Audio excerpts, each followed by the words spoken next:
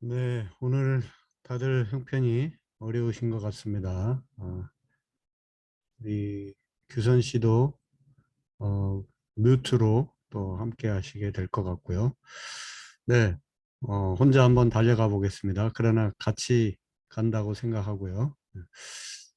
자, 오늘은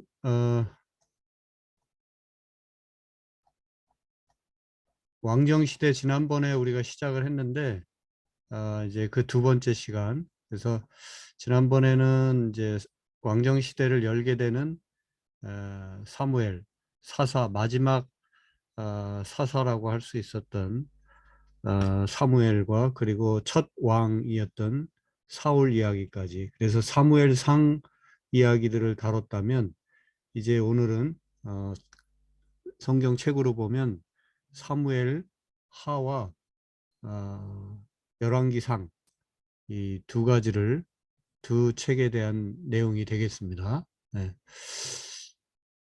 예, 먼저 연도표를 하나 볼까요? AD가 아니고 BC입니다. 그러니까 BC 1050년부터 BC 587년, 그러니까 기원전 1050년부터 기원전 587년까지 그 숫자는 연도고요. 그래서 그 연도를 좀 기억해 두실 필요가 있는데 뭐 이렇게 복잡하진 않아요. 930년 기억하시면 좋을 것 같은데 9시 반쯤에 다들 테레비 뉴스 보다가 각 방으로 주무시러 간다 이렇게 한번 생각해 보시면 9시 반에 흩어졌다. 남과 북이, 이스라엘이 통일 왕국이 되어 사울, 다윗, 솔로몬 딱 3대 거쳐서 3대 통일 왕국이 진행되고 솔로몬 이후에 바로 남과 북으로 분열이 됩니다. 근데 그 분열 시기가 930년경으로 그래서 930년을 기억하면 거꾸로 이제 왕이 한 번씩 정치할 때마다 뭐 40년씩 한 것으로 그렇게 성경은 기록하고 있습니다. 딱 40년씩 꼬박 그렇게 했는지는 모르지만 어쨌든 연도가 대충 그렇게 기록이 될 수 있어요. 솔로몬이 970년에 즉위하고 또 40년 다시 거슬러 올라가면 다윗이 1010년에, 그리고 또 다시 40년을 거슬러 올라가면 사울이, 그러니까 시작부터 다시 말하면 사울이 1050년에 즉위해서 40년, 다윗이 1010년에 즉위해서 40년, 솔로몬이 970년에 즉위해서 40년, 그러다가 930년에 북이스라엘과 남쪽 유다로 남과 북이 분열이 되죠. 그리고 이제 한동안 흘러가다가 북쪽 이스라엘이 먼저 아수르에게 멸망을 하게 됩니다. 그게 722년이고, 그리고 남유다가 또 그 뒤로 한 150년경 지난 뒤에 BC 587년경에 남유다가 바벨론 포로로 끌려가게 되고 70년이 지난 뒤에 다시 돌아오게 됩니다. 그래서 대략 여기까지 연도를 기억해 두시는 게 좋은데 뭐 앞에 이거는 연도를 기억하실 필요는 없고 딱 여기를 기억하시면 좋을 것 같아요. 930년경에 남과 북으로 분리됐다. 그러면 이제 거슬러서 한 40년씩 사울, 다윗, 솔로몬이 이 통일왕국 3대에 걸쳐서 다스렸다고 하는 거. 물론 사울의 아들이 다윗은 아니죠. 3대라고 하면 좀 이상한데 어쨌든 초대 왕 사울, 둘째 왕 다윗, 그 다음에 다윗의 아들 솔로몬이 3대 왕으로, 그리고 3대 왕 딱 120년 지난 다음에 바로 남북 분열돼서 그 뒤로 분열 왕국이 계속되다가 북쪽은 북쪽대로 남쪽은 남쪽대로 또 주변 강대국에게 멸망을 당하게 되는 이제 그런 과정이 되겠고요.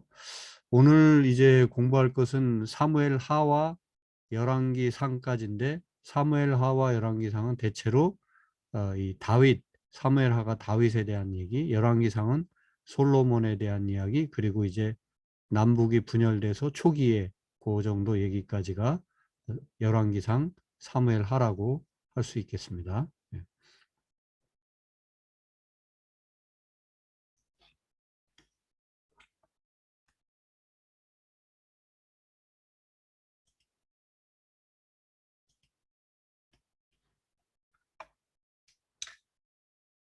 네, 사무엘하 그리고 열왕기상을 공부한다고 했는데 사무엘하랑 비슷한 내용이 역대기에도 기록되어 있습니다. 그래서 역대상과 이렇게 비교해 볼 수가 있는데 사무엘하나 역대상이나 다 다윗 왕에 대해서 이야기를 하고 있습니다. 네, 제가 지난번에도 잠깐 언급드렸지만 이 사관에 따라서 어떤 역사관을 갖느냐에 따라서 조금씩 같은 내용이라도 기록하는 방식이나 또 강조점이 조금씩 달라진다는 것을 말씀드렸죠. 네.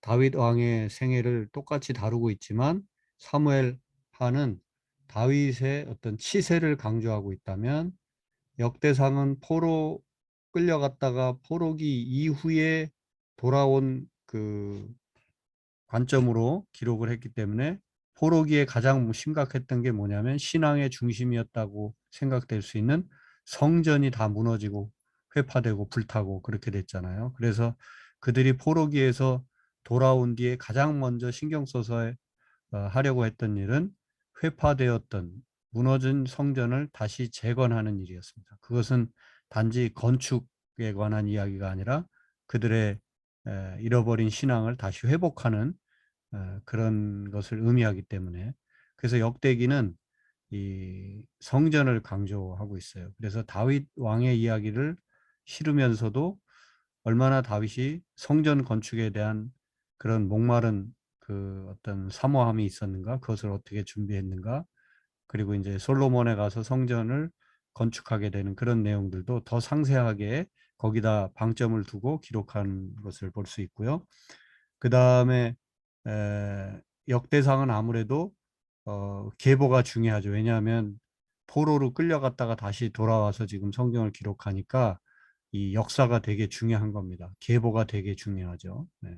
그래서 계보를 많이 기록하고 있는데 반해서 사무엘하는 다윗 왕이 어떻게 잘 다스렸는가, 다윗 왕의 시절에 얼마나 이스라엘이 위대한 역사를 이루어 갔는가, 하나님의 그 위대하심을 찬양하는 그런 내용이다 보니까 계보에 대한 언급은 없다고 하는 거. 그 다음에 이제 사무엘하에서는 다윗 왕의 허물도 기록이 되고 있는데 역대상에서는 다윗 왕의 허물은 최대한 언급하지 않고 있는 거. 그 가장 대표적인 예가 이제 자기 장수의 부인 밧세바를 건드리는 이야기죠. 네. 근데 사무엘하는 그 밧세바 사건을 다 기록을 하고 있고 이 밧세바 사건 기록이 11, 12장에 이제 언급되는데 이 11, 12장이 이제 하나의 어떤 전환점이 되죠. 그래서 이 1장부터 10장까지는 다윗이 승승장구하는 이제 그런 내용. 그다음에 이 밧세바를 건드리고 난 뒤로부터는 뭔가 모르게 계속 다윗이 쭈그러들고 많은 고통과 아픔을 겪게 되는 이제 그런 내용이 기록되고 있고요. 역대상에서는 1장부터 9장까지 계보를 상세하게 누가 누구를 뭐 누구 어느 가족에서 누가 나오고 이런 소위 족보죠. 이 족보 기록을 열심히 기록을 하고서는 10장부터 29장까지 쭉 이제 이런저런 다윗 왕에 대해서 언급하고 있는 것을 볼 수가 있습니다.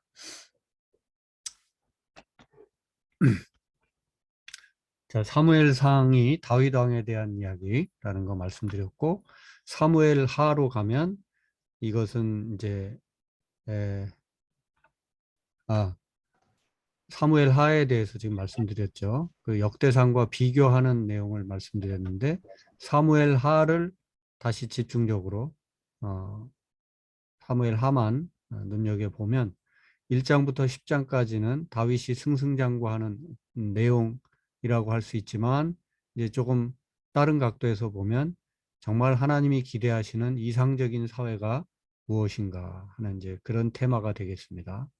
그리고 하나님의 다윗의 승리는 곧 하나님의 승리죠. 승리에 관한 것이고 그것이 다윗이 가는 곳마다 하나님이 함께 하시고 승리하게 하셨으니까 하나님의 축복에 대한 이야기가 1장부터 10장까지 전반부 이야기를 하겠습니다.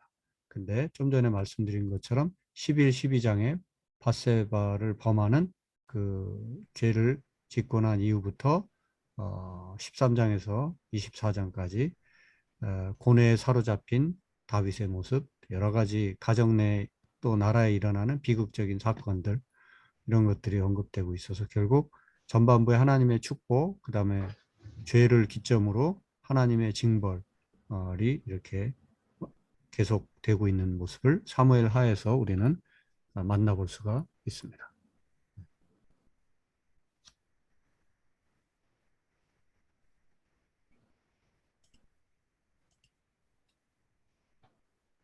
이게 네, 우리 규선 집사님이 들어오신 것 같네요. 네, 오케이, 환영하고요. 어쨌든 계속 달려갑니다. 네.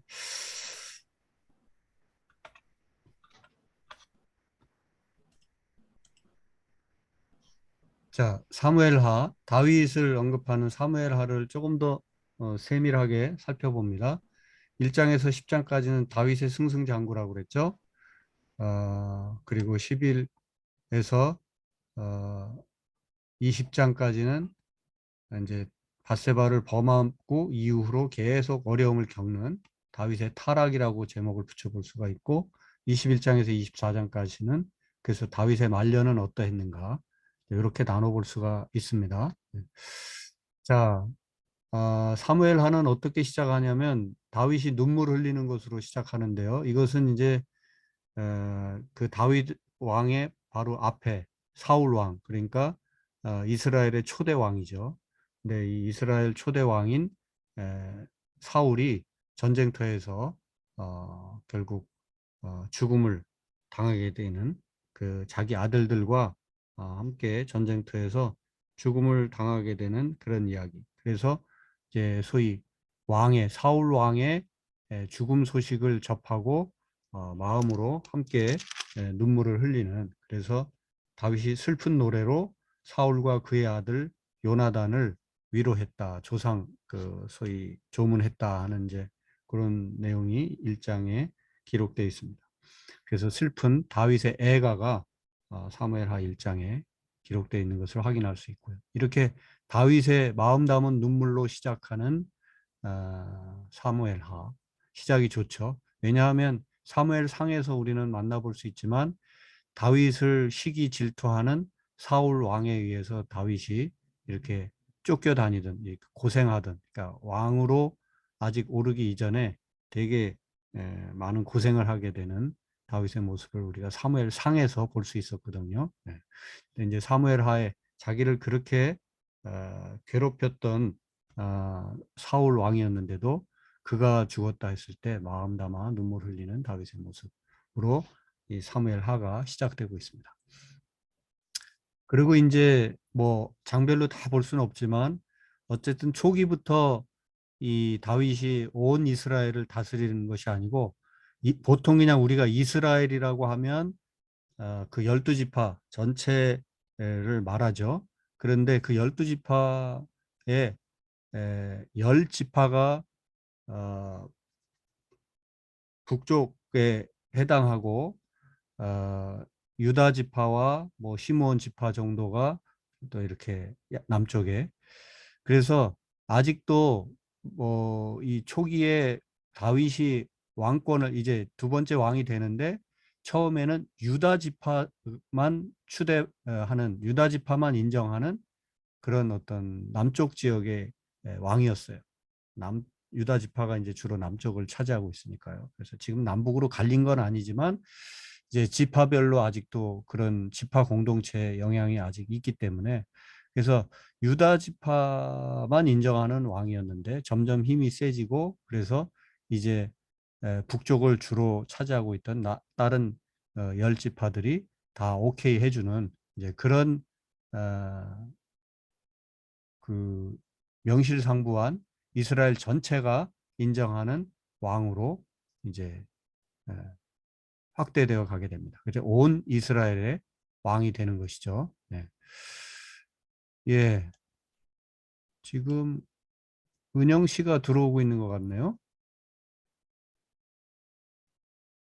조금 기다려 볼까요?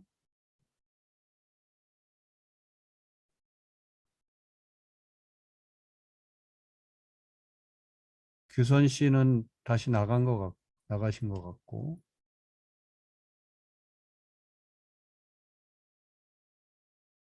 네. 들어오시는데 오래 걸리네. 그래서 이제 5장쯤 가면 온 이스라엘의 왕으로, 그러니까 모든 지파들이 인정하는 왕으로 이렇게 되게 되고, 그 다음에 이제 6장에 가면 이제 왕이 된 뒤에 정말 신앙적으로 나라를 다스려 가기 위해서 가장 먼저 그가 신경 써서 해야 됐던 일이 이제 한 귀퉁이에 처박혀 있던 언약궤, 소위 말해서 하나님의 임재를 상징하고 하나님의 말씀 현존을 상징하는 그 언약궤, 법궤, 뭐 증거궤 이렇게 다양한 표현들이 있는데 이 언약궤를 다윗 성으로 소위 중심지로 가져오게 되는 이제 그런 근데 이제 그런 절차 가운데 이 언약궤에 함부로 손을 대 가지고 웃사라는 자가 이렇게 또 병에 걸리고 하는 이제 뭐 이런 어려움들도 겪긴 하지만은 그래서 이제 오베데돔의 집에 또 한동안 머물게 하고 이렇게 어려움을 겪지만 결국은 이제 그 하나님의 궤를 중심으로 가져오게 되는 이제 그런 이야기. 그 다음에 네, 은영 씨 들어오셨네요. 네, 안녕하세요. 네, 네, 아이고, 끝나자마자 뛰어왔어요. 힘드시다고 그랬는데, 예, 아, 네, 그래도 늦게라도 참석하고 싶어가지고. 네, 할렐루야. 내가 지금 어, 네, 우리 규선 씨도 들어와 있는데 규선 씨는 이제 네. 회사에서 그 소위 그냥 듣기만 하는 거로 그렇게 해서 지금 들어와 아, 계신 거예요. 네. 그래서 어쨌든 이제 뭐 아무도 안 계신 상황이 되다 보니까 제가 좀 약간 뭐죠? 힘이 빠진 상태로 이제 어, 시작을 했는데 네, 은영 그러실 씨 것 같았어요. 은영 씨 들어오셔서 힘이 납니다. 예. 아, 감사합니다. 하고요. 예. 자, 그래서 지금 다시 되돌릴 수는 없고 지금 앞에 못 들은 부분은 녹화된 네, 것을 은영 씨도 확인하시기 바라고요. 예.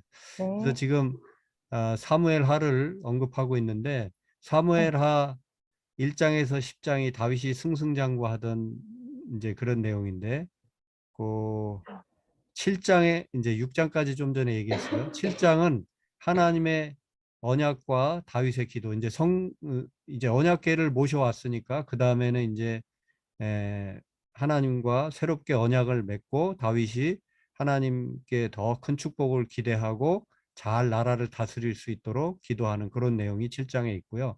그래서 8장에서 10장까지 얼마나 다윗의 시대에 놀라운 어떤 하나님의 축복이 임했는가 전성기를 누렸던 그 왕의 모습을 잘 다뤄주고 있는데 이제 문제는 11, 12장이죠. 11, 12장에 그 다윗의 장수 중에 휘하 장수 중에 우리아라고 하는 장수가 있었는데 이 우리아의 아내 그 여인의 이름은 밧세바.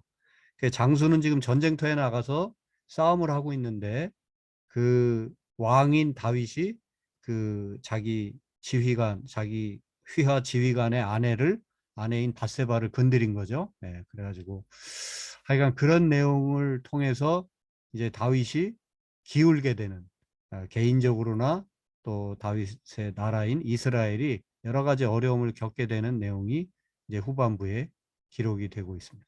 네. 다윗의 문제는 뭐냐면 전쟁터로 지금 나가서 다들 싸우고 있는데 혼자 왕궁에 있다가 나태함 가운데 있다가 범죄에 그러니까 죄를 짓는 일에 결국 어, 자신을 들이게 되고 그 다음에 그 목욕하는 여인을 이제 옥상에서 이렇게 위에서 내려다 보게 된 거거든요. 근데 이제 그걸로 끝냈으면 되는데 아유 사람을 보내서 저 목욕하는 여인이 누군가를 또 알아보고 치밀하게 이제 그 다음 단계로 나가는 거죠. 그리고는 그 여인을 또 강제로 취하고 그 다음에는 이제 자기 죄를 덮으려고 그 여인의 남편 우리아라고 했죠. 우리아라고 하는 이 장수를 거기 나갔다 그러면 거의 죽을 수밖에 없는 최험한 전쟁터로 보냅니다. 그래가지고 결국은 우리아가 죽어요. 그러니까 이 바세바는 미망인이 돼버리는 거죠. 남편을 잃은 여인이 되는 겁니다. 물론 그래가지고 이 바세바를 또 아내로 삼아서 이제 이제 그렇게 살아갑니다마는 어쨌든 이 과정이 하나님 보시기에 악한 것이었죠. 그래서 나태함도 악한 것이었고 그 여인을 알아보게 한 것도 악한 것이었고 강제로 여인을 취한 것도 악한 것이었고 자기가 직접 찔러서 죽인 것 아니지만 거의 죽을 수밖에 없는 상황에 내모는 것도 일종의 살인 교사인 셈이기 때문이니까 이것도 악한 일이었죠. 예, 그렇게 훌륭한 다윗도 이런 악한 일을 범하고 있다는 것을 성경은 우리에게 보여주고 있습니다. 눈물로 다윗이 회개합니다. 하지만 죄의 결과는 끊임없는 그 자기 아들들이 여럿 있었는데 아들들이 계속 또 그 뭐죠? 부하들이 아들들과 협력하거나 뭐 이래 해서 하여간 아들과 부하들이 끊임없이 반역하는 그런 일들을 다윗이 말년에 겪어갑니다. 참 불행한 일이죠. 네. 그래서 다윗을 한마디로 표현하면 죄인이면서도 성인이었던, 뭐 반대로 표현해도 되겠죠. 성인이었던 아주 성군, 정말 훌륭한 왕이었으면서도 여전히 죄인이었던 다윗. 그래서 그것을 가장 잘 보여주는 것이 이제 시편 51편인데 시편 중에는 이제 나중에 시편에 대해서 또 공부하겠지만 시편의 많은 부분은 다윗의 시로 되어 있죠. 시편 51편에 가서 보면 뭐 다 우리가 읽을 수는 없고요. 제가 조금만 읽어드리면 시편 51편은 그 부제가 이렇게 되어 있습니다. 다윗의 시, 인도자를 따라 부르는 노래, 다윗이 밧세바와 동침한 후 선지자 나단이 그에게 왔을 때 이렇게 되어 있습니다. 네. 선지자 나단은 다윗이 이 범죄한 것을 알았어요. 그 훌륭한 선지자는 어떻게 해야 돼요? 왕이니까 눈치 보이니까 그냥 에이 왕이 뭐 그럴 수도 있지 하고 조용히 넘어가면 훌륭한 선지자가 아닌 거죠. 훌륭한 선지자는 왕에게 가서 말을 해줍니다. 당신이 뭘 잘못했는지. 네, 요 과정에도 선지자가 당신 왜 밧세바를 건드렸어? 이렇게 말하지 않습니다. 성경 이제 읽어보세요. 이제 나단이 어떤 식으로 다윗에게 다윗의 그 죄악됨을 깨우쳐 주었는가? 어떤 방식으로? 그거는 제가 여기서 설명드리지 않습니다. 성경을 읽어보면 나단이 어떻게 말하고 그 다음에 그 나단의 말에 다윗이 어떻게 반응하고 어떻게 회개하게 되는지 그거 한번 성경을 보시면서 확인하시면 재밌을 것 같습니다. 그래서 시편 51편에 보면 1절이 이렇습니다. 하나님이여 주의 인자를 따라 내게 은혜를 베푸시며 주의 많은 긍휼을 따라 내 죄악을 지워주소서. 네. 2절 나의 죄악을 맑게 씻으시며 나의 죄를 깨끗이 제하소서. 3절 무릇 나는 내 죄과를 아오니 내 죄가 항상 내 앞에 있나이다. 이렇게 계속 자기가 죄인이라고 하는 거 계속 7절 쭉 건너가 보면 우슬초로 나를 정결하게 하소서 내가 정하리이다 나의 죄를 씻어주소서 이렇게 기도하죠. 10절에도 유명한 본문인데요. 하나님이여 내 속에 정한 여기서 정하다 할 때는 깨끗한 마음이죠. 정결한 마음을 창조하시고 내 안에 정직한 영을 새롭게 하소서. 쭉 이런 식의 기도를 그러면서 17절쯤에 가보면 하나님께서 구하시는 제사는 상한 심령이라.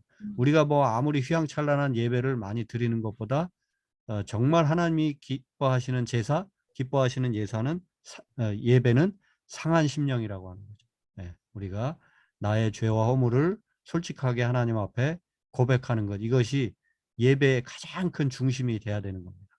네. 그래서 오늘날의 예배가 만약 1시간 예배를 드리면 뭐 그중에 설교가 30분이고 그중에 뭐 기도하는 시간이 뭐 2, 3분, 뭐 참회 기도는 뭐 30초도 안 되는 그 짧은 만약 그런 시간일 수 있다 하더라도 그 얼마 안 되는 그 참회 기도 그 시간이 정말 소중한 시간이라는 거죠. 네. 그래서 참회가 없다면 뭐 설교 아무리 그럴싸한 설교를 듣고 뭐 찬양을 소리 높여 부르고 멋지게 사람들 앞에 나서서 뭐 별 모양새를 다 보여도 다 소용없는 거죠. 예, 참회하는 심령으로 예배 드릴 때 그 예배가 정말 하나님께서 기뻐하시는 예배가 될 수 있다고 하는 거. 예, 그래서 다윗은 좀 전에 죄인이면서도 성인이라고 할 수 있는 다윗, 그 다음에 또 한편으로 다윗을 묘사할 수 있는 게 제가 이렇게 표현해 보고 싶은데요. 인구를 조사하는 권력가이면서 최고 정점에 있는, 권력의 최정점에 있는 사람이잖아요.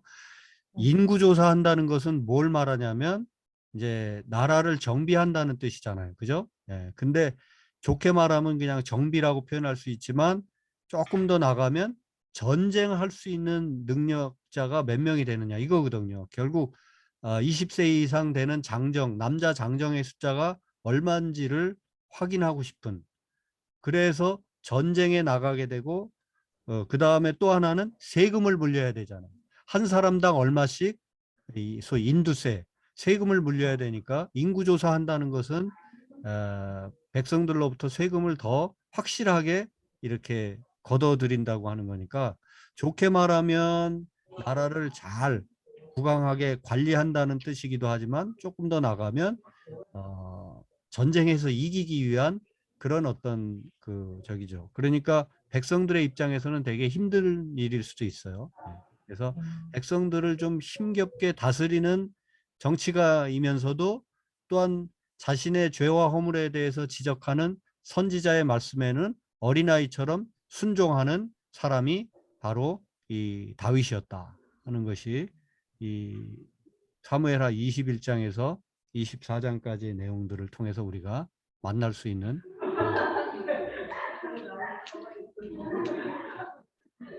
자, 사무엘하가 주로 다윗 이야기였다면 이제 자, 다시 정리합니다. 사무엘상은 사무엘과 초대왕 사울에 관한 이야기였고, 그다음에 이어지는 사무엘하는 다윗 왕에 대한 이야기, 그리고 이제 바로 붙어 있는 열왕기상은 다윗의 아들 솔로몬 왕에 대한 이야기입니다. 그리고 열왕기상 후반부에는 이제 중반부부터는 솔로몬 왕 말기에 남북으로, 그래서 남쪽 유다와 북이스라엘로 분열이 되고 나라가 그리고 분열 왕국인 북이스라엘에서 주로 일단 활동했던 엘리야 선지자 이야기가 후반부에 언급되고 있는 게 열왕기상이다. 이렇게 보시면 됩니다. 그래서 열왕기상의 그 주역이라고 할 수 있는 솔로몬 이야기가 1장부터 10장까지, 아까 사무엘 하에서도 11장에 밧세바를 범하기까지 다윗의 찬란한 모습을 보여줬는데, 역시 열왕기상에도 보니까 1장부터 10장까지는 솔로몬이 얼마나 지혜로운 왕이었고 훌륭한 왕이었는가 하는 것이 이제 10장까지의 내용인데, 사실상 솔로몬 영화의 절정은 10장에서 그 스바의 여왕이, 주변 나라의 스바의 여왕이 찾아와서 솔로몬에게 소위 경배하고 이렇게 솔로몬을 치켜 세우는 이제 그런 내용이 이제 10장에 나오는데, 거기서 절정을 이루고 그 다음부터는 솔로몬의 마음에서 점점 하나님이 이제 아니죠. 솔로몬의 마음이 점점 하나님을, 여호와를 떠나가는 내용들이 이제 11장부터 나오게 됩니다. 자, 다시 장별로 조금씩 보면 2장 2절에는 다윗이 유언을 하게 되는 부분, 다윗의 유언이 등장하는데, 제가 한동안 저희 집에 가훈으로 삼았던 본문이기도 합니다. 다윗의 유언은 뭐였을까요? 사무엘하 2장 2절, 열왕기상 2장 2절. 혹시 성경을 가지고 계세요? 은영 씨? 네. 한번 확인해 주실래요? 2장 2절이요? 네. 2장 2절. 읽어 보실래요?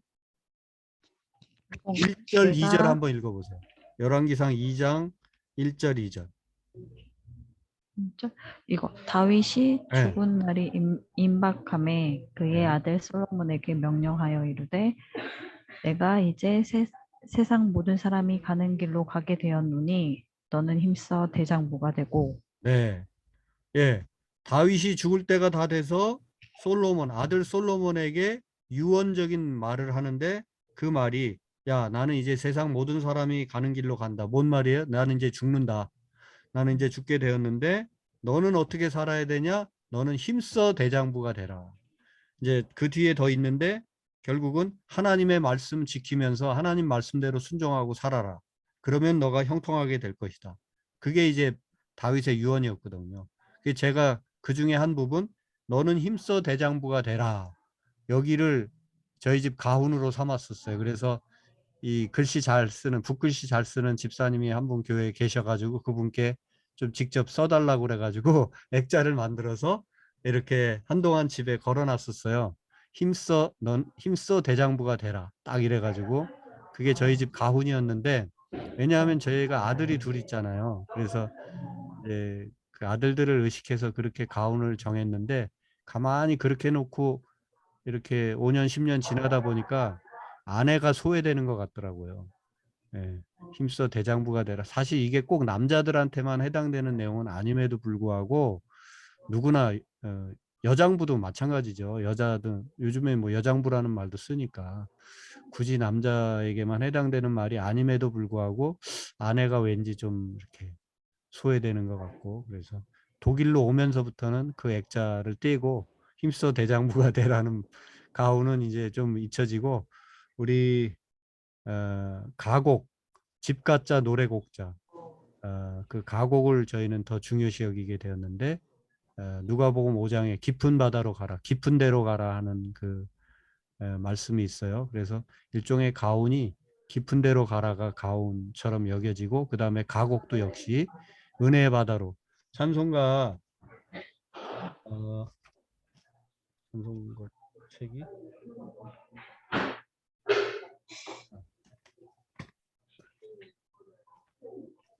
지금 현재 우리가 가지고 있는 그 찬송가에 보면 예전에는 408장이었는데요. 지금은 302장이거든요. 내 주 하나님 넓고 큰 은혜. 이게 저희 집 가곡. 그러니까 저희 집이 갑오처럼 여기고 가훈처럼 여기는 찬송가라고 할 수 있습니다. 내 주 하나님 넓고 큰 은혜는 저 큰 바다보다 깊다. 너 곧 닷줄을 끌러 깊은 데로 저 한가운데 가보라.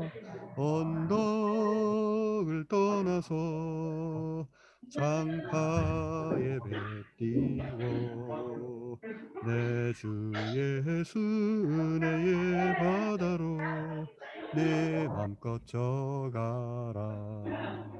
네, 이런 식으로 부르는 찬양인데요. 순전히 은영 씨 때문에 내가 지금 첫 소절부터 마지막 소절까지 다 불러본 겁니다. 감사합니다. 가사가 좋죠, 그죠? 네, 깊은 여기도 써 있어요. 바다로. 깊은 데로 가서 그물을 내려 그죠? 고기를 잡으라. 맞아요. 그게 얼마나 귀한 말씀인지 나중에 아마 나눌 기회가 또 있을 수 있을 것 같은데 저희 우리 한국 사회가 제일 큰 문제가 뭐 정치도 문제고 다 문제지만 제일 큰 문제가 저는 교육에 있다고 보거든요. 교육.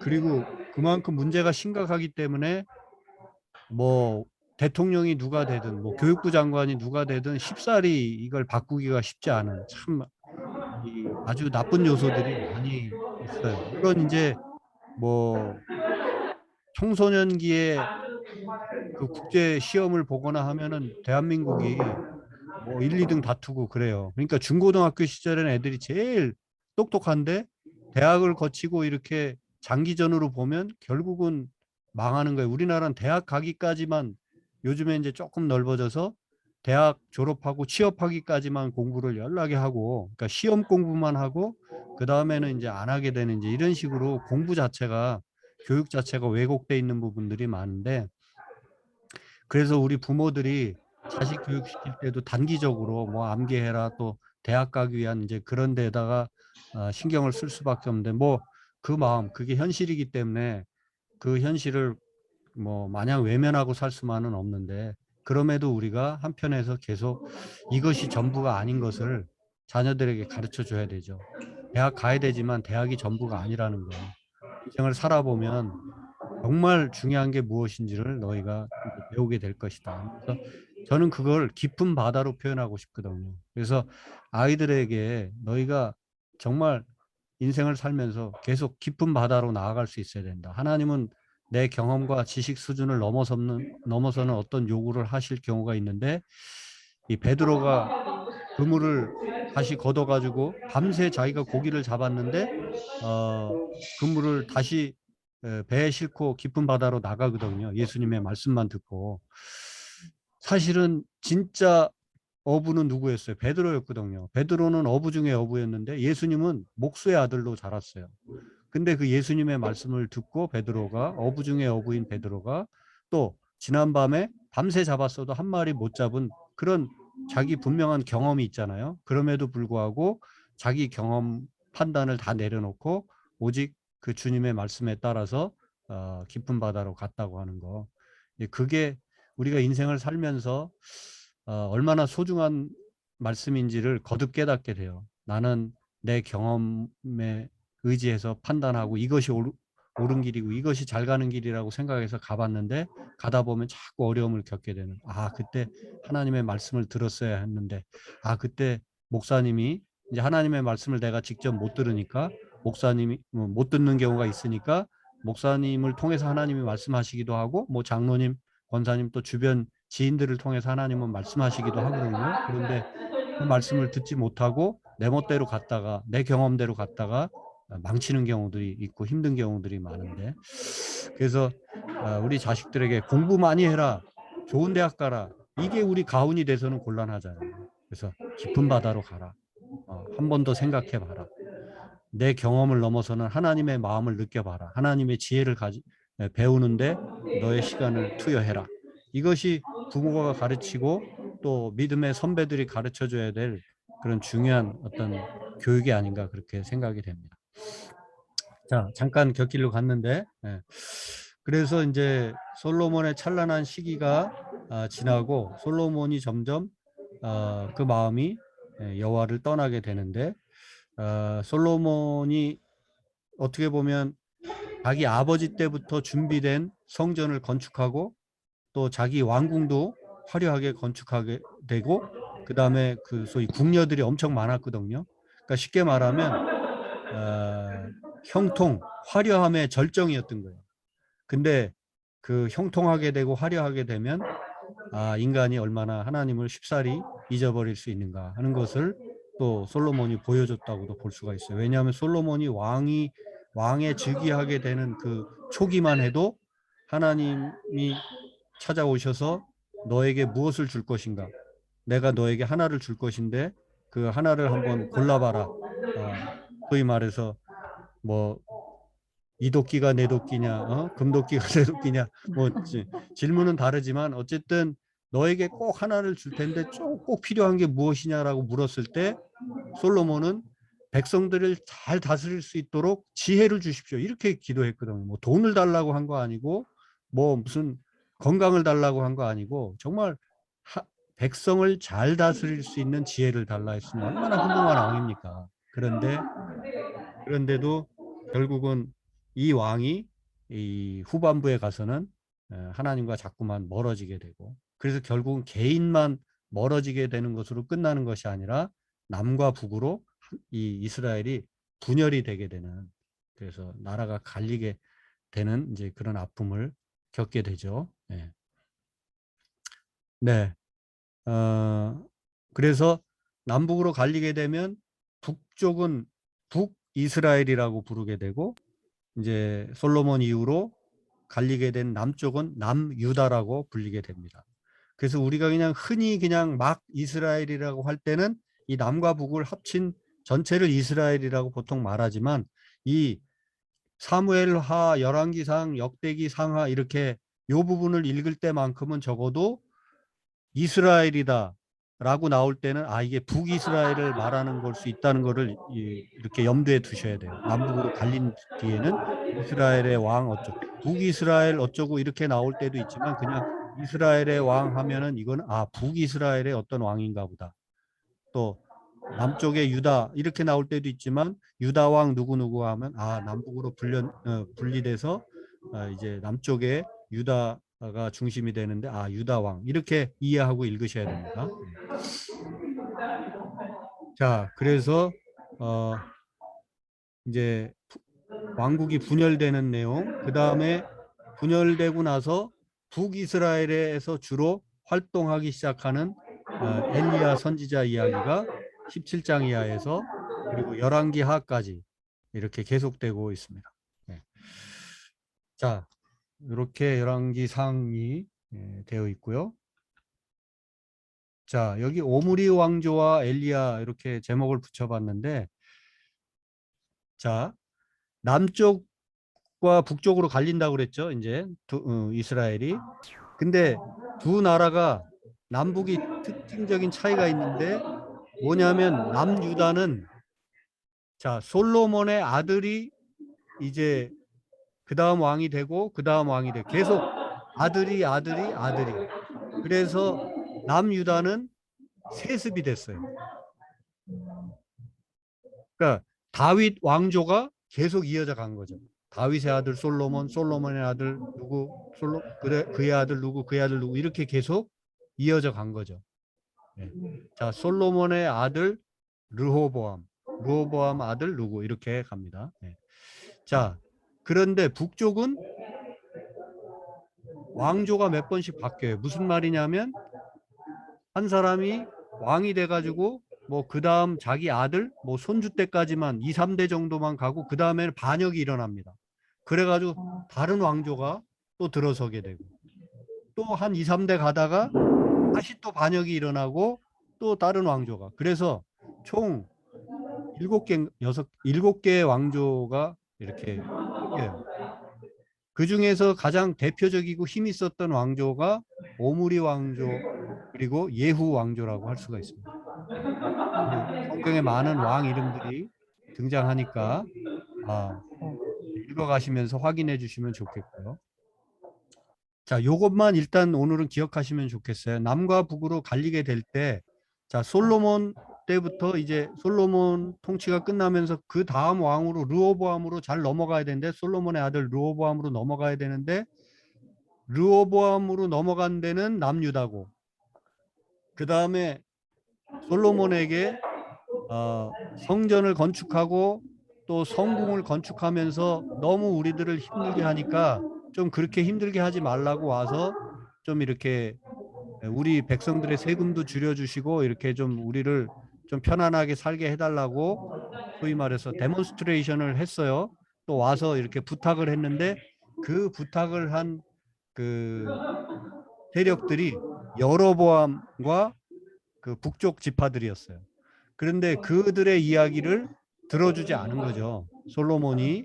그러면서 도리어 솔로몬의 왕 르호보암이 그렇게 된 거예요. 이제 르호보암 때에 그 다른 그 뭐죠? 그 젊은 사람들과 노인들이 각각 와가지고 이제 부탁을 합니다. 좀 르호보암이 함부로 막 다스리니까 조금 이렇게 살살 다뤄달라. 소위 백성들이 우리 좀 살만하게 해달라.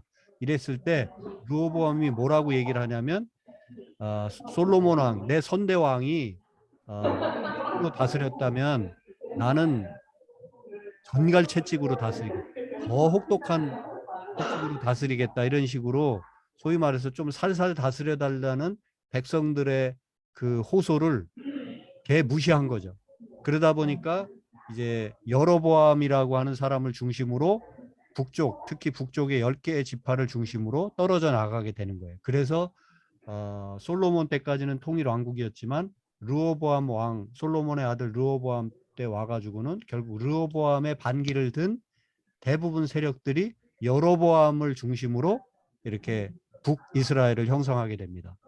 여기 제가 자꾸 이렇게 르호보암, 여로보암 말씀드리는데 헷갈릴 수 있잖아요.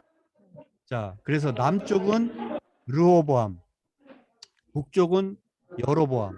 자, 이게 시작하는 그 왕의 이름이 남쪽은 르호보암, 북쪽은 여로보암. 비슷하니까 외우기 쉽게 북이여, 북이여. 그래서 북쪽은 여로보암이에요. 북이여. 예. 알겠죠, 은영 씨? 네. 네. 북쪽이 북쪽에서 여로보암이에요. 예. 네. 왜냐하면 내가 왜 이 얘기를 강조하냐면 성경을 읽다 보면 이제 그 북쪽의 왕들을 평가하게 될 때 성경에 이런 표현이 자꾸 나와요. 여로보암의 길을 따랐다. 여로보암과 여로보암처럼 정치를 했다. 이제 자꾸 이제 그러니까 북쪽의 왕조를 연 사람이 여로보암인데 이제 안 좋게 생각하는 거죠. 어쨌든 반기를 들었으니까. 그래서 그 별로 좋지 않은 정치를 했다라고 표현할 때 여로보암의 길로 갔다. 뭐 이제 이런 식으로 표현을 하는 경우가 많아요. 예, 그래서 북쪽의 왕 북쪽 나라를 처음 열었던 사람의 이름 왕이 여로보암이다. 남쪽은 르호보암이다. 그거를 정확히 기억해 주시면 좋겠어요. 예. 자, 이거 한번 지도를 잠깐 보고 가실게요. 자, 분열 왕국이 이제 여기 분홍색으로 돼 있는 이쪽이 북이스라엘. 그리고 이제 요 사해라고 돼 있는 연두색 여기를 기점으로 이렇게 일종의 우리 한반도 같으면 여기가 38선이라고 볼 수 있죠. 그래서 이쪽 약간 느리끼리한 여기가 이제 유다. 그래서 유다가 훨씬 적죠. 영토가. 네. 요 남쪽 사해 서편에 해당하는 이쪽이 유다. 그리고 이제 사해 위쪽으로 대부분의 이 땅, 요단 서편 대부분과 요단 동편의 이 지역을 길르앗이라고 했는데 요단 동편의 길르앗 지역까지 여기가 북이스라엘이 되었어요. 자, 그러니까 북이스라엘이 훨씬 영토가 넓고 크고 힘이 세였어요. 그런데도 일정 기간 지나니까 아까 연도를 봤는데 930년 9시 반에 각방으로 흩어진다. 이렇게 외우세요. 이제 테레비 보다가 9시 반쯤에 각방으로 흩어진다. 그러니까 9시 반 930년에 남과 북으로 분열이 됐죠. 북이스라엘과 남유다로. 네. 그런데 903, BC 930년에 분열이 됐는데 그게 얼마 안 가서 BC 722년 경에 이 북이스라엘은 이쪽 북쪽에서부터 계속 쳐들어오게 되는 아시리아, 성경에는 아수르라고 되어 있는데 아수르에게 멸망을 합니다. 이 북쪽 이스라엘이. 네. 남쪽 유다는 나중에 또 587년경에 BC 587년경에 역시 이쪽 중근동 지역에서 새롭게 세력을 형성한 바벨론에게 또 멸망하게 되죠. 그래서 바벨론 포로로 끌려가게 됩니다. 자, 대략적인 그 역사 구도를 알고 왜 제가 자꾸 이런 말씀을 드리냐면 이걸 알고 읽으셔야 돼. 이제부터는 마치 삼국지를 읽는 것 같은 그런 지금 시대로 들어가는 거거든요. 왕국 시대, 그러니까 통일 왕국 시대, 사울, 다윗, 솔로몬 딱 3대 지나고 나면 그 다음부터는 남쪽에 어떤 왕? 초대 왕? 남쪽에 르호보암. 르호보암, 예, 남쪽에 르호보암, 북쪽에는 여로보암. 예, 여로보암. 그래서 르호보암과 여로보암으로 이렇게 갈리게 되는 그래서 남북으로 분열되게 되고 몇백 년 또 흘러가잖아요. 그래서 흘러가는 중에 또 북쪽은 아수르에게 멸망하고 남쪽은 바벨론에게 멸망하고 하는 이런 과정은 마치 이제부터 읽는 거는 여러 왕들이 계속 누가 왕이 됐다가 또 뭐 죽었다가 또 누가 왕이 됐고 또 누가 반역을 일으키고 막 계속 이런 내용이 나오니까 삼국지를 읽는다 생각, 삼국지에 인물들이 엄청 등장하잖아요. 그러니까 대략적인 큰 어떤 연도나 큰 어떤 그림을 읽고 이렇게 머리에 두고 읽으셔야 안 헷갈릴 수 있다고 하는 거. 네. 자, 그다음 자 열왕기상 후반부에 이제 엘리야가 등장을 하는데 성경에 나오는 어떤 저 오피셜한 선지자의 이름으로 가장 공공연한 선지자의 이름으로 물론 이제 뭐 다윗 시절에 나단 선지자도 있었고요. 뭐 그랬는데 정말 그의 이름으로 많은 선지자의 이름으로 활동 기록이 다양하게 이제 성경에 기록되고 있는 어떻게 보면 최초의 선지자라고 할 수 있어요. 엘리야 그리고 엘리야의 바통을 이어받은 엘리사 선지자. 그래서 선지자들이 어떻게 활동하는지를 되게 성경이 자세하게 기록을 하게 된단 말이죠. 그 전까지는 이런 형태가 없었는데 이 얘기는 뭘 또 반증하는 것이냐면 통일 왕국 시대가 끝났잖아요. 사울, 다윗, 솔로몬으로 딱 40년, 40년, 40년 해서 120년 지나고 나서는 그 다음엔 어떻게 됐다고요? 남과 북으로 분열됐잖아요. 그러니까 이제는 왕들이 계속 누가 왕이 되고 막 엎치락 뒤치락 이러는 판국에 하나님은 누가 왕이 됐느냐라는 관심보다는 이제 선지자들을 통해서 시대를 읽는 눈을 계속 가르쳐 주시는 거죠. 그래서 이제는 왕의 시대라기보다는 선지자의 시대가 돼버린 거죠.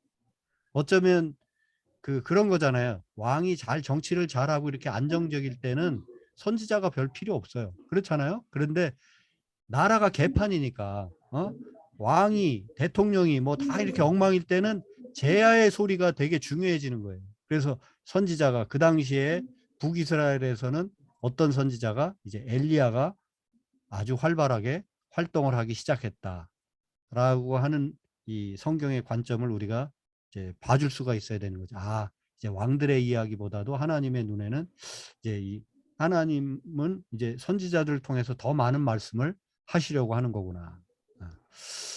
어쩌면 뭐 우리 대한민국도 당분간 이 제야의 소리가 더 소중한 소리가 돼야만 될 수밖에 없는 그런 시대인지도 모릅니다만은. 예. 자, 그래서 엘리야가 활동하는데 보십시오. 엘리야가 되게 활동 범위가 넓어요. 지금 이 사해가 이쪽인데 여매라고도 하죠. 기본적으로 여기서 태어나고 이쪽에서 시작을 하는데 북쪽으로 갔다가 또 갈멜산 쪽으로 갔다가 저 남쪽으로 이 뭐죠? 엘리야가 선지자도 슬럼프에 빠질 때가 있어요. 그래서 슬럼프에 빠져서 막 도망가듯이 엘리야도 막 갈멜산에서는 850대 1 거짓 선지자들과의 싸움에서 싸워 이기거든요. 총칼 싸움을 하는 게 아니라 하나님의 권능이 누구에게 있느냐고 하는 이런 제단에 물을 붓고서 소위 불을 붙일 수 있느냐. 여러분 제단에 도랑을 파고 주위에다가 물을 잔뜩 부어놨어요. 막 나무 장작에도 물을 잔뜩 뿌려놨어요. 그러고서 막 기도만 해요. 자, 그런데 이 거짓 선지자들은 아무리 제단에 불을 붙여달라고 기도해도 뭐 자기 몸을 막 이제 칼로 이렇게 하면서 피를 흘려가면서 뭐 별짓을 다 하면서 하나님 이 제사를 받아달라고 그렇게 외쳐도 아무 반응이 없어요. 그런데 엘리야가 하나님께 기도하니까 이 제단에 물 뿌려놓은 제단에 불이 붙은 거예요. 이제 뭐 그런 놀라운 이런 이야기들이 이제 여기 갈멜산에서 일어났는데 그럼 이런 놀라운 기적들이 일어나고 그러면 악한 것들이 쉽사리 사라져야 되는데 악한 역사는 계속되는 거예요. 그러니까 이 엘리야 선지자가 슬럼프에 빠지게 되는 거죠. 아, 이게 뭐야? 나 혼자인가 보구나. 아, 이게 다 이제 곧 승리의 깃발을 꼽았고 이제 좋은 세상이 오려나 보다 했는데 여전히 악한 세상이 계속되고 그러니까 엘리야가 깊은 슬럼프에 빠지게 되고 그 슬럼프에 빠졌을 때 엘리야의 동선은 남쪽으로 향하게 되는. 근데 이제 남쪽에서 결국 새 힘을 얻고 다시 북쪽으로 올라오게 되는 이제 그런 모양새가 이제 이 도표의 이 지도의 이 소위 엘리야의 이동 동선을 통해서 우리는 파악을 할 수가 있는 거죠. 네, 엘리야 이야기 열왕기상 후반부에 나오니까 한번 유심히 이렇게 읽어보시라 하는 뜻으로 이 지도까지 보면서 말씀드렸습니다. 네. 자, 아까 여로보암 어느 쪽의 왕? 북쪽이요. 북이스라엘을 이제 처음으로 연 초대 왕이죠. 북이스라엘의 첫 왕인데 여로보암의 문제 세 가지 죄. 네. 자, 원래 중심 솔로몬의 예루살렘 성전이 있었잖아요. 자, 그 중앙 성소가 있었는데 남북으로 갈리다 보니까 자, 성전이 남쪽에 가 있게 되잖아요. 남유다 지경에 가 있으니까 예배는 우리도 드려야 되겠다. 이래가지고 이 단과 베델 지역에 단은 어디냐면 북이스라엘의 최북단 지역 그리고 남유다와 접경 지역. 그러니까 우리나라로 말하면 북한으로 치면 뭐죠? 뭐 개성쯤 베델이 개성쯤 되는 데고, 개성보다 더 아래예요. 개성쯤 되는 데고, 다는 저 신의주 뭐 저쪽 저 백두산 있는데 그때쯤 되는 데요. 그러니까 그 최북단 지역과 최남단 지역에 임의로 제단을 세워요. 그리고 거기서 예배를 드립니다. 그러니까 지멋대로 남북을 이제 북쪽으로 떨어져 나가서 지멋대로 예배 처소를 만들었다는 거. 그 다음에 제사장은 아무나 될 수 없었어요. 레위 지파에서만 제사장 그룹이 소위 예배를 집례하는, 그러니까 요즘으로 치면 목사가 아무나 될 수 없는 거죠. 신학교 가서 훈련을 받고 다 이렇게 해야 되는데 그냥 여로보암 지가 적당히 야 네가 목사해, 네가 예배 주관해, 이런 식으로 임명했다는 겁니다. 제사장을 아무렇게나 아무나 임명했다. 그 다음에 그 정해진 절기들이 있었는데 그 비슷한 다른 절기들을 지멋대로 또 만들어낸 거죠. 또 시기도 이렇게 자기 멋대로 바꾸고.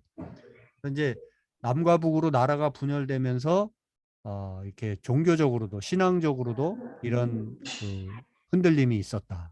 그리고 그 흔들림을 가져오게 된 장본인이 결국 여로보암이었다. 이게 이제 성경의 관점인 거죠. 네. 네.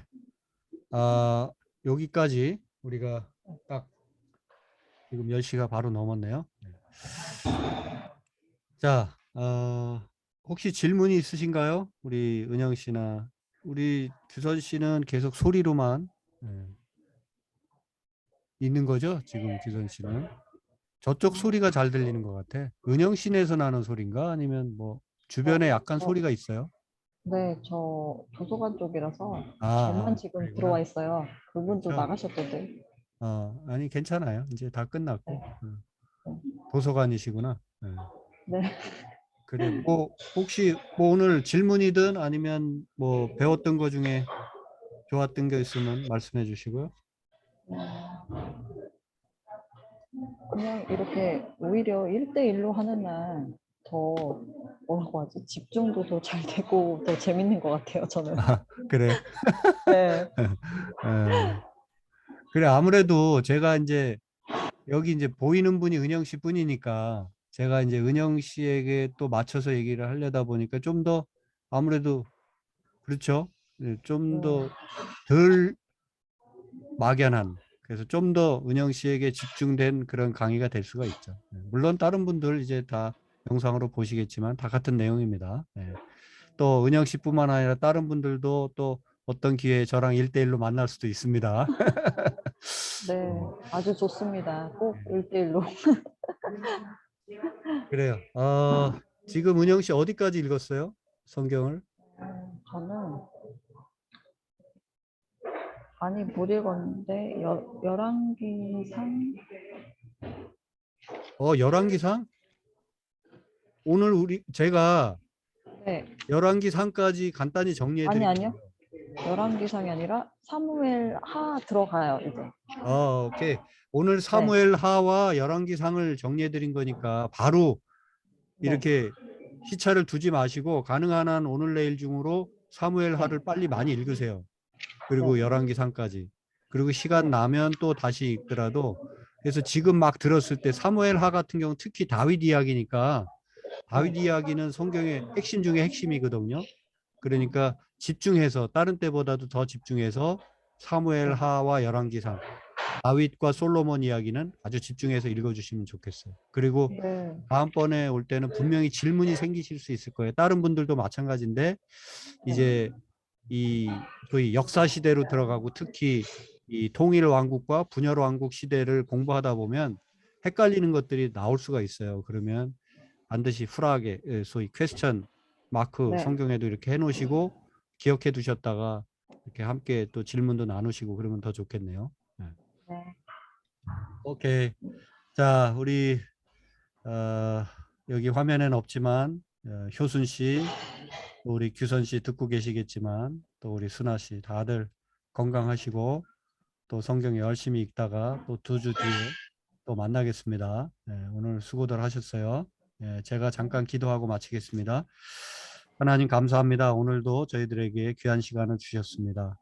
사무엘 하 열왕기상 이 두 책을 간단히 정리하면서 참으로 이 역사 시대, 특히 통일왕국 시대, 그리고 그것이 얼마 가지 않아서 곧 남북으로 분열되는 것, 그리고 분열왕국 시대에는 그 왕들의 이야기 그 이상으로 선지자들이 또 어떻게 활동하는지를 하나님은 주목하시고 또 성경이 그것을 주목하고 있다는 사실을 저희들이 다시금 확인하게 되면서 역사의 주인이신 하나님 앞에, 말씀 앞에서 어떻게 우리가 살아가야 될지를 더 겸허한 마음으로 우리 자신을 돌아보게 됩니다.